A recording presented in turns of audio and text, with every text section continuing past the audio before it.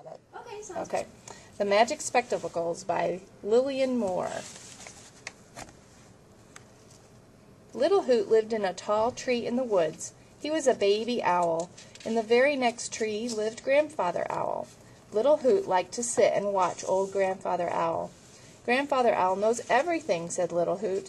Day after day, Grandfather Owl sat in his tree, looking out at the world through his spectacles. Day after day, the animals of the woods came to see Grandfather Owl. Mother Raccoon came to ask about her little one. Poor little thing, she had the sniffles. Grandfather Owl looked down through his spectacles and told her what to do.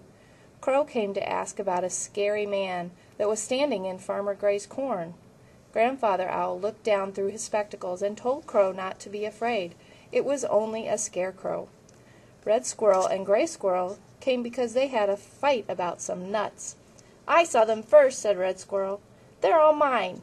No, said Gray Squirrel. They're all mine. I saw them first. Grandfather Owl looked down at them through his spectacles. Did you find many nuts? He asked. Oh, yes, said Red Squirrel. Many, many nuts, said Gray Squirrel. Well, then, said Grandfather Owl, Gray Squirrel, you take one nut. Red Squirrel, you take one nut. And keep doing that until there are no more nuts to take. Oh, said Red Squirrel, that sounds like fun. Come on, let's do it, said Gray Squirrel, and they ran off.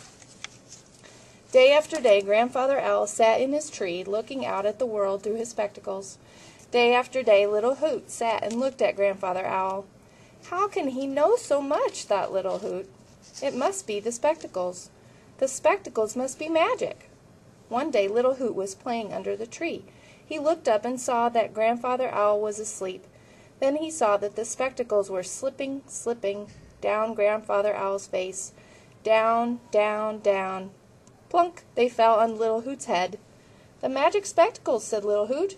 He put them on and flew back to his tree. Now I'll know everything, said Little Hoot. Soon Woodchuck came by. He wanted to talk to Grandfather Owl. Grandfather Owl's sleeping, said Little Hoot. Ask me. Well, said Woodchuck, I need a new home. I want to know if it's better on the other side of the woods. Was it better on the other side of the woods? Little Hoot looked through the spectacles. But the spectacles did not help him. He did not know what to tell Woodchuck. So Woodchuck went away. Soon Brown Bear came by. He wanted to talk to Grandfather Owl. Grandfather Owl is sleeping, said Little Hoot. Ask me. Well then, said Brown Bear, tell me a new place to look for honey.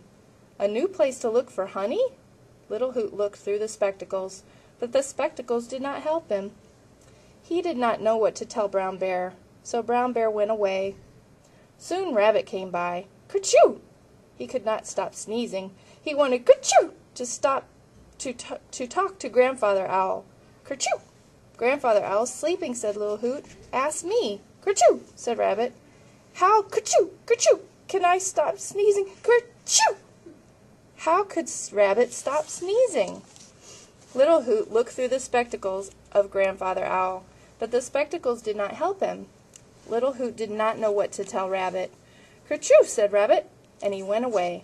These spectacles are not magic, said Little Hoot. They're not magic at all. They don't help me know anything. Grandfather Owl was not really sleeping all this time. Now he looked at Little Hoot and said, Spectacles are for seeing and not for knowing. Knowing comes with growing and growing. But I wanted to know everything, said Little Hoot, the way you do. Little Hoot, said Grandfather Owl, you know everything now that a little owl has to know. When you're a Grandfather Owl, you will know everything that a Grandfather Owl has to know. Now may I have my spectacles, please?